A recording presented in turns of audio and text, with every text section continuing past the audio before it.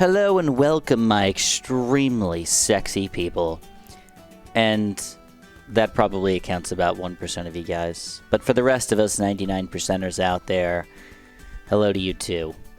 We've got some chimps for you, and we are playing with an actual C today. We've got the continue, at least for now.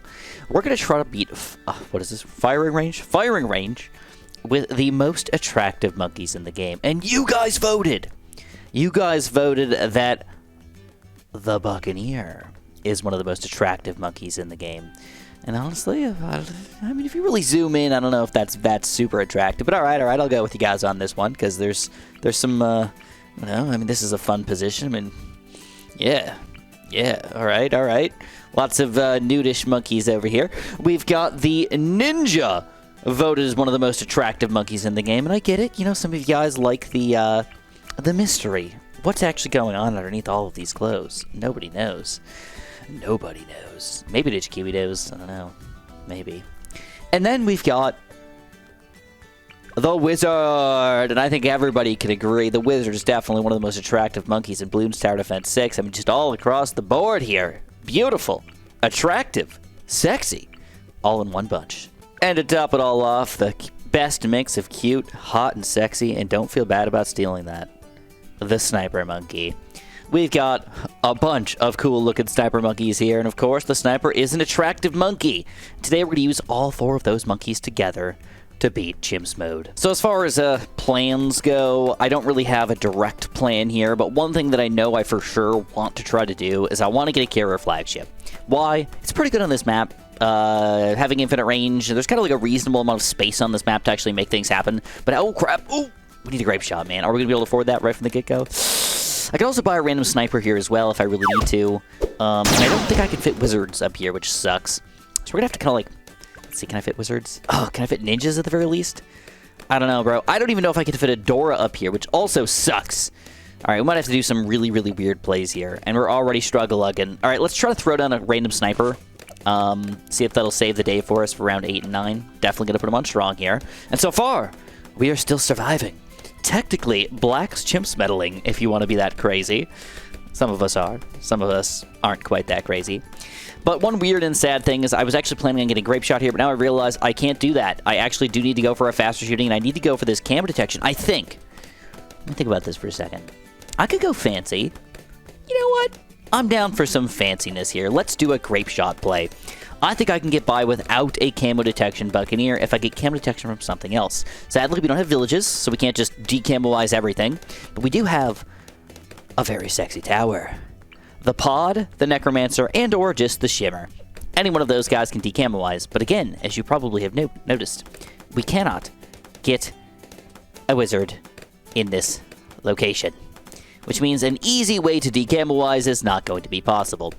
So we're probably going to have to do something even fancier by getting rid of this, and then getting a wizard over here, or even crazier. We're going to have to get a carrier flagship before we pop a wizard closer to the front part of the map here. A lot of ideas, a lot of options to us. I don't really have a plan. I like to walk in without a plan sometimes, and I think this is the perfect idea. Use the attractive monkeys to figure out what the heck we're going to do, and hopefully make things happen good. All right, so we're definitely going to go for a high-level Buccaneer here. We still do need cam detection, and I think for the early game, we can rely on a sniper, but once we get past around like 42, snipers aren't going to cut it anymore, and we're going to have to get some real cam detection up in here. That's got to be our wizard, I think. We also have ninjas available to us, which I would love to do an Adora Ninja Alchemist combo. It's one of the best top-tier, easy combos to use in the entire game. Sadly, we can't really pull it off because the Alchemist is not allowed. It's not attractive enough, you stupid little Alchemist. Get more attractive. All right? So it should be noted again that you guys voted for all of this. I did not vote for the top tier attractive monkeys here. I don't know if I would agree with you guys on all of them, but hey, it is what it is. One other thing, if you guys want to be super duper supportive of me, you guys can press that like button. I really try not to ask too much. I just throw random little snippets of videos every once in a while, and that usually kind of get you guys started and all that stuff. But if you guys do want to press the like button for me, that would be absolutely fantastic. And if you guys want to, oh yeah, you know what? I think I just got to throw a door down. I don't love it. I don't love it. I don't love it at all. but I think I gotta do it. I don't think I can wait for like carrier flagship or something. That'd be really cool. Don't get me wrong. Just don't think I can wait for it. So we gotta get her down. We gotta get some experience flowing over here. And weird timing here is we got a bunch of purples, but we are indeed good. All right, I think I want to go straight into a carrier flagship, like as soon as I possibly can. I just got to watch the camos a little bit, and then I've now to make sure... I've got some lead pop and power. Adora is good enough, and then if I really, really need to, I can go hot shots, but it's pretty cool. Adora can reach the top path over here just as a base Adora. That's really sweet. I like that a lot. Oh, but we are still struggling against these Bloons, man. Beep. I really need that Destroyer. But once I get a Destroyer, we are definitely very attractive here. And then the other thing you guys can do for me if you want to... I know I push this quite a bit, but it is a really easy way for a lot of people to support me. If you guys are interested, click the little settings icon on the front screen, click Creator Support, and type in lowercase letters SJB. It's really easy to just click that button, even if you don't plan on buying something. Maybe at some point in the future you will, and even if you don't, I like to think that DigiKiwi sort of like keeps tabs on who's got, you know, who's got people to... actually use their code and all that stuff, and I think that maybe that'll like affect how things happen in the future. Any which way, round 33 it does go down with a ninja up to a kind of bad upgrade right now. Dang. All right. I don't know, man. I could build a wizard here for decamoization. It just doesn't feel right. I really wish that wizards weren't so freaking thick with a triple C. We're not even talking double C here, man. We're talking triple. All right, ninjas though, they can indeed fit over here. So if I want to. Yeah, I kind of regret that decision a little bit. Why did I put an ninja here? Why wouldn't I just put it here? I don't know. But it's already done. All right, so I already got the ninja discipline, but I actually don't have to go for a 402, which is kind of the normal ninja you might expect. I could go for a flash bomb or a sticky bomb, and I think I want to. So I think I'm going to go for a straight up flash bomb, and I think I'm actually going to go for the pop and power here with the 4th tier. Still got to watch the camo detection. I don't quite have it yet. There is one other option for me, which I haven't really talked about too much yet. I can go for a second Buccaneer. I am not stuck with one of each of these towers. I can mix, I can match, and I can add multiple into each other on top of themselves. Okay, round 37. Surprisingly not too bad. I do wonder if... I'm going to, at the very least, buy this guy. I do wonder if round 42 is going to kill me. If I don't get any more camo detection. I don't know. I don't really care if I go black chimps meddling or not, so I'm cool with like it just exiting out and stuff like that. It's not scary to know that camos are actually sneaking through over here. It only gets crazy when you get really high-level snipers and you're like popping at the very end or something. All right, so we did not get the money for a sticky bomb. We're definitely going to use the Adora ability here. Destroyer does a pretty good job popping it. Ninja slowing down Bloons real nice like it. Adora cleans up. All right, this is where it gets funky fresh, because if I decided to buy a sticky bomb before round 42, then I couldn't get enough camo detection, I'd be so mad at myself. So at the very least, on round 42, we will buy this next level. The worst part about buying a sticky bomb at this point in the game is that it actually doesn't make much sense. There's no MOAs for another 8 rounds. You know what? Screw it. Let's go carrier flagship. Camo Bloons. It's very, very close. You know what? Close enough for me. I think I got a bunch of camo purples coming in here pretty soon, too, but what are you going to do? All right, here we go. We got aircraft carrier. We're going to go hot shot just to get it. And then if I need some more camo detection, I probably will go for a Buccaneer, just up to like a cannon ship camo detection combo or something like that. And I'm still going to hold off on all my wizards. I don't think wizards are bad early game, but I do definitely think wizards are more of a late game tower. Like the 4th tiers and the 5th tiers are the real kings of the world, right? So we're going to kind of hope that all of that just works out well together. Oh, it sounds like I got a lot of energy right now. I just ate a bunch of Hershey Kisses, so that could be the reason why. I actually have a couple things that I want to talk to you guys about today. So here we go. First of all, Ninja. Woo! All right. Scary stuff's again for 47, but we're still surviving. Oh, man, it sucks because round 51 is going to kill us no matter what. So it's like, why don't I just get more camo detection right now, dude? All right, we're going to buy a sticky bomb just to get it. Oh, here we go. Round 48. Ooh, there it is. First camo death. This is what we're going to do. Instead of buying the sticky bomb, I'm going to go for the shrapnel shot bouncing bullet. And then for right now, I think the best option for me is to go for the full metal jacket and the large caliber, because I'm not sure if I'm going to be upgrading to a full-on elite sniper or not. I would tend to believe that I probably won't do that. And I'm also going to make him aim camo Bloons. So whenever possible, he is going to actually hit those camo Bloons. It's kind of weird, but it does actually help you out when you know, it's nice to have this. I don't use it very often, but when you actually need it, it's pretty clutch. So anyways, today I wanted to talk to you guys a little bit about, besides strategy, I want to talk to you guys about the coldest and warmest places you have ever been in.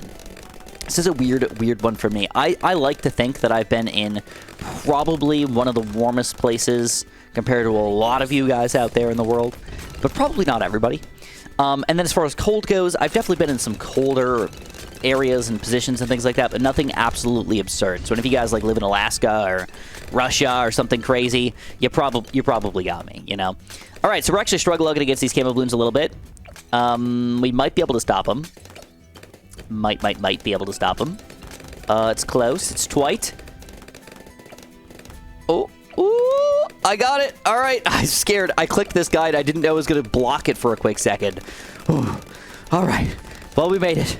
We survived. Anyways, as far as mobile pop and power goes, seems like we're actually pretty good with just this aircraft carrier, so we got to go carrier flagship, and then once we get the carrier flagship, we can easily get that extra cam detection we need with the Shimma. All right, and the reason why we're waiting on this, guys, is, of course, we get a deck that we get to build on here. And I can get the deck up near the top of the screen and get, like, a lot of things around me that are going to get popped. Hopefully it just kind of works out. I don't know. And then I've got 2 positions on my deck as well, if I'm feeling it. Which means I could go for a pod and or whatever the heck else I want to go for. Probably another wizard, but I could go for another ninja if I'm feeling it. Most of the ninjas that I would actually want to use probably would work really well right here. All right, I'm actually very surprised we're still surviving against these camo Bloons. It's kind of a weird combo, just a random flash bomb and a random bouncing bullet. I mean, that's a pretty good amount of money spent, I guess, but it just feels weird compared to, usually at this point in the game, I almost always have a village with cam detection, which just changes everything completely. So, what I want you guys to do for me, though, is in the comments below, tell me the warmest temperature that you have ever been in, and the coldest temperature that you have ever been in. And, kind of like whoever the, whoever has the biggest spread, basically, wins the challenge, you know? But for me, ooh, I do have the camo lip pop and power too. Great! All right, carrier flagship is just about up. Oh my god, I need $300. Are we gonna build up BFB? I think so. I like to believe so. We're gonna go for a quick adorability, and bam, Shazamo. Carrier flagship is up. That is good. All right, it's wizard time. Pod goes here. I'd rather leave the other position open for. Well, if I could decam was a little quicker. All right, I'm gonna go here. Yeah, I think by the time I get the range upgrades and everything, here we go. Camo balloons are actually gonna be a problem here. We're gonna go for the Shimma. And now with the Shimma, I think that saves the day. All right, a big chunk of balloons coming in here on round 63, but we got carrier flagship now, which means I'm really not worried until round 80.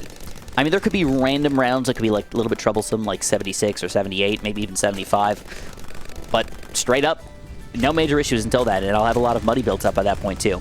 So at the very least, we're going to go for an unpopped army with God Magic and Arcane Blast. The God of Magic doesn't help that much, but if you're going to go for a cross path, I prefer this one over the Wall of Fire, just because you can see through walls, just in case that's an issue. Then you get that smidge of extra range to actually make things happen a little bit more efficiently. I really like the where these balloons are existing right now, though. I hope that when we get a pod, it doesn't start forming too far down over here and like not be able to build up over time. I really like that they're on the 2nd level and the 3rd level of the firing range here. It just works. So for me, the coldest place that I've ever been is, of course, where I live. I've never traveled anywhere uber-duper cold, and I wouldn't want to travel anywhere uber-duper cold. It just doesn't really sound fun to me. Like, I know some people are like, I want to, like, go to Antarctica or something like that. I want to go to the North Pole or the South Pole. Like, I would probably maybe do that, but only if it was absolutely during the hottest part of that time period. Like, during the summer in Antarctica, I guess. If it's, like, you know, maybe 20 degrees or 10 degrees instead of negative 40. Oopsie doodles. I just got interrupted by a phone call, so I have no idea what I was talking about. I'm pretty sure it had something to do with temperatures, and I think that I was about to talk about the coldest place that I've ever been, which, if I remember correctly, there was a time this year where it got really cold. It got down to about negative 20 with the wind chill. If not a little bit closer to about negative 30 with the wind chill. I think it was about negative 10, negative 12, negative 14, something like that. And that is officially, I think, the coldest that I have ever felt. Like, where I was like, the temperature here is cold. It is very, very, very cold. I remember taking my dogs on a quick walk just to the park and back. And I remember feeling my face and just thinking, how could anybody ever survive in this? Like, if they actually had to survive out here without being able to, like, go back into some place that was warm. Like, it would just feel impossible. So, that was definitely the coldest I've ever like, felt. But what was weird was, just a few years before that, was quote-unquote the, like, breaking records of the coldest that has ever been ever where I lived. And that was about negative 46. Almost negative 50 in some areas with the wind chill. Without the wind chill, I don't know exactly what it was, negative 25, something like that. And I remember going on a walk that day, and I actually remember I bundled up pretty well. And I didn't wear anything super crazy on my face or anything like that. But I did end up succeeding in going on a pretty long walk, like a mile walk or something like that.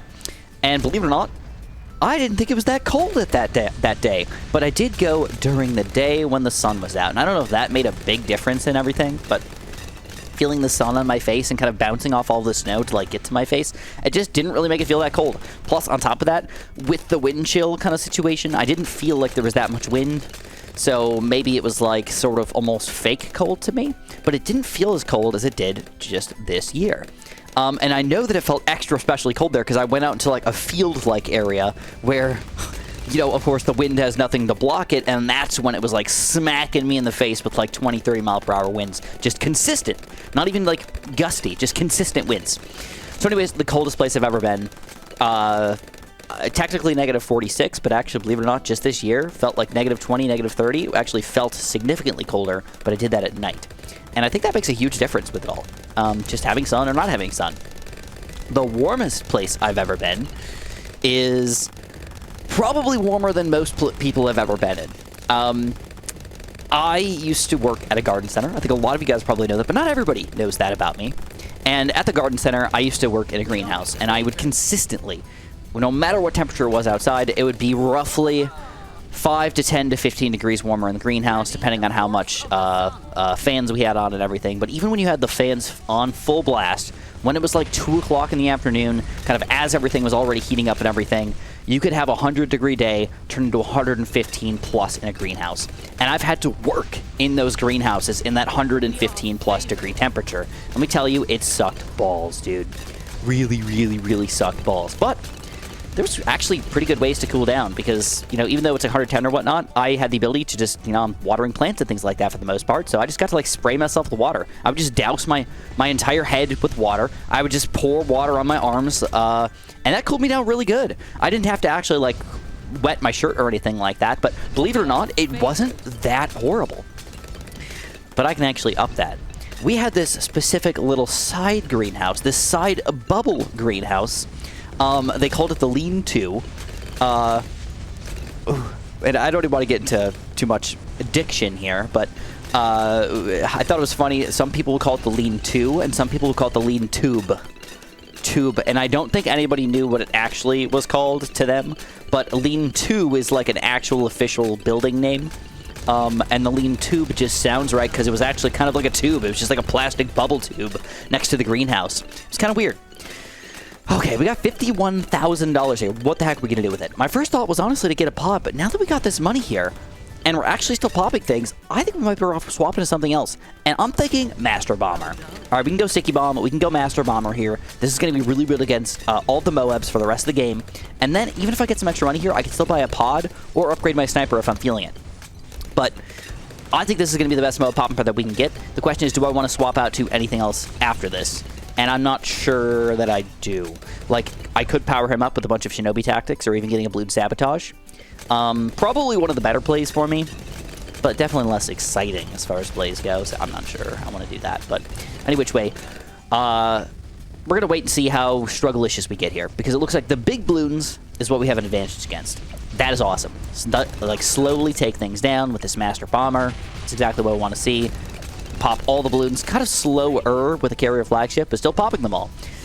And then I probably will need a pod, though, for, like, big chunks of DDTs. I know the Master Bomber is pretty decent against small chunks of DDTs, but once you get an overwhelm happening, man, it can get strugglicious really fast. But anyways, the lean-to was unbelievably hot. No matter how hot a greenhouse was, this thing was going to be hotter because basically it was just a giant plastic tube where heat can get in but can never escape. So there was this really cool mercury, I think it was actually a mercury thermometer in there. Maybe not. Maybe it wasn't mercury. I lied. It wasn't mercury. It was a red, whatever the red liquid is in the thermometers, whatever that was. But it was one of those, and I know that it's weird because those thermometers, they have like the little bubble at the bottom, obviously, and then when it heats up, that like the stuff expands a little bit. It expands up the temperature gauge, and eventually you can kind of see what temperature it is. Now we live in kind of a digital world these days, but those thermometers actually do exist, and I know that when I looked at this thermometer, the thing about that bubble at the bottom is there's like a big bubble at the bottom, but at the very top there is also a bubble. And the bubble up there is to say, well, hey, if it ever gets so hot that this line is going to expand up into something else, they don't want it to just crack the glass and explode, right? So you leave a little bubble at the top to say, this isn't going to explode no matter how hot it gets, or at least within a reasonable level of temperature, as long as you don't like put it in the oven or something like that. And I remember that the highest temperature on this gauge was 140 degrees. And it got to the point where it was above the 140 degrees and started to fill up a little bubble at the top. So at the very least, this place was 140 degrees. The good news is I didn't have to spend a ton of time in here. It was just every once in a while I had to like walk in there, grab some plants, and come out. But I remember that it was a really, really hot day, like 102 or something like that, like one of the hottest days of the year.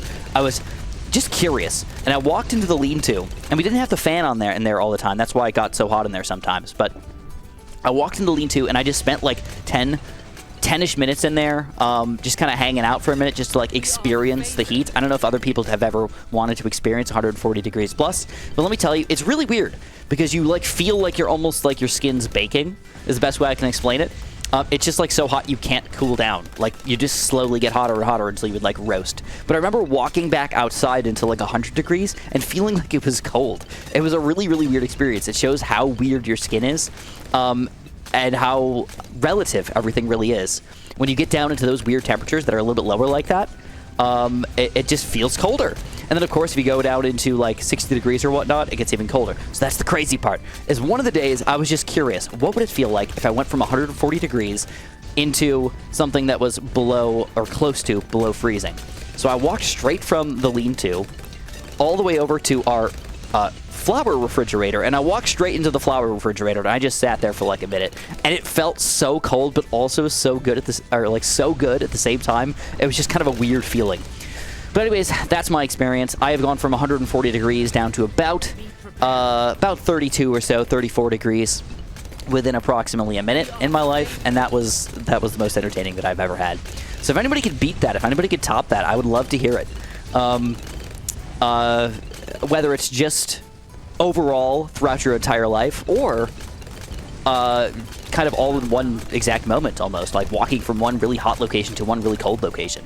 All right, here we go. Now we're starting to get to the point where we cannot defend what we currently have here. Adora is trying to hang on around Ryan 94, but clearly the group balloons are overwhelming us. The problem with group balloons overwhelming us is a pod doesn't really help that much against group balloons, but I still think it's our best option because DDTs are still going to be a major issue later on. I want to make sure I've got DDT popping power as well. So here we go. We've got two towers that technically are really good against Moas, but not that great against balloons. So what do we do against these balloons? Is there anything we can build that'll actually help us out here? And believe it or not, I think I have the answer. I think it's kind of silly, but I think I want to pop in 2 weird ninjas. All right? Maybe 3 weird ninjas. Maybe even 4 weird ninjas. But I'm going to go for 2 more flash bomb ninjas. All right, this is goofy. Doesn't really make that much sense, but to me it does. All right, I want to slow the ceramics down if they get anywhere over here and just stall them. Let my other towers do their job. All right, and then in addition to that, because now we have a decent amount of ninjas, I want to go for a few more ninjas up to shinobis. I said I didn't want to do that because it's kind of boring, but I do believe that it's the best option for our strategy, so that's what we're going to do. Here we go. Let's do this. Now, we don't quite have the money yet, but luckily 95 is going to be a pretty easy round for us. Once you get a pod, around 95 is generally pretty easy as long as you don't have nothing else to defend with. 96 is a pretty beefy round, but you can tell the pod's still doing a pretty good job here. He's already got, oh my god, almost 200,000 pops here. Woo! Baby. All right, here we go. Let's go Shinobi. I am not going to upgrade anything else with my Shinobi, though. I could go top path to like make my Shinobis actually do. Well, I gotta make sure they're in range at the very least. Looks like I got at least 4 times here.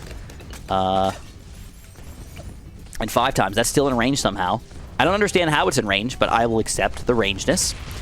That's where we're gonna leave it for right now.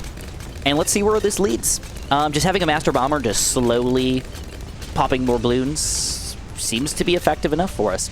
All right, round 97. Not too bad. This should go well. I kind of want to like do something else with this other spot here, but I don't even know if I want to get an Archmage. Is it worth it? Well, it might help against the bat. Yeah, let's do it. We're gonna go for another Arcane Spike once we get the money. It's not a 5th tier. It's nothing super special, but I think it's gonna be strong enough to actually help us out here. I'm gonna make sure I put him on strong as well, which is kind of goofy. All right, it's round 98. We're gonna start off with a pretty quick ability here because I might be able to get these back for round 99 as well. I am gonna go for Adora's ability as well. There we go. Round 98's a beefy round. They aren't at the 3rd level yet, though. They're about to jump to the 3rd level. I have no more abilities to use, basically. Let's hope that our ninjas slow these ceramics down. I can't tell what's going on, but they're getting crazy. Moab's getting all the way to the very back over here. Uh-oh. Pod's really got to come in clutch here, otherwise we donezo. Oh, my goodness. Ceramics all over the place. Trying to sneak through over here and over here. But luckily, we do take down round 98, and we get the Arcane Spike with the Intense Magic and Monkey Sense. Beautiful. And pretty much perfect timing. If I need to use this ability, I have it available to me. But I'd rather not use it and use it in round 100. And round 99's a breeze. Everything just gets stunned and slowed down into oblivion. And here we go, guys. One more thing to take down. One bad balloon, and that is it. And Master Bomber, this is like his exact duty. Take down the big beefy balloons. All right, only big problem here is what's been tilling a lot of the DDTs has been my pod, and his graveyard is just about gone. So that's not good. But luckily, DDTs do get taken down pretty reasonably easily. 2, oh my god, balloons left. Use both abilities at the same time with Adora. And Adora, with only 164,000 pops, saves the day, and we get a beautiful Insta-Monkey Buccaneer. Oh my god, it's delicious. Woo! All right, and look at that carrier flagship really carrying the day here. 1,000,000 pops. And it goes to show you that the most attractive monkeys in Bloons Tower Defense 6 can indeed beat CHIMPS mode. Who would have thunk it? And in a fun, it's kind of fun. I feel like these towers never get used together. I really liked your guys' thoughts or combo on the most attractive towers. It was just fun to play with them, to be completely honest. I know that you could probably do some sort of solo ninja CHIMPS game or just go with the 3 5th-tier wizards in the same game and probably survive, but it was way more fun to use a weird combo that actually makes sense and actually have these guys work together in a fun and unique way. Either which way, if you guys enjoyed, make sure you press that like button. If you think you're attractive, make sure you subscribe. If you don't think you're attractive, you can also subscribe too. That's okay. I won't hate you for it. And of course, have a super duper delicious day.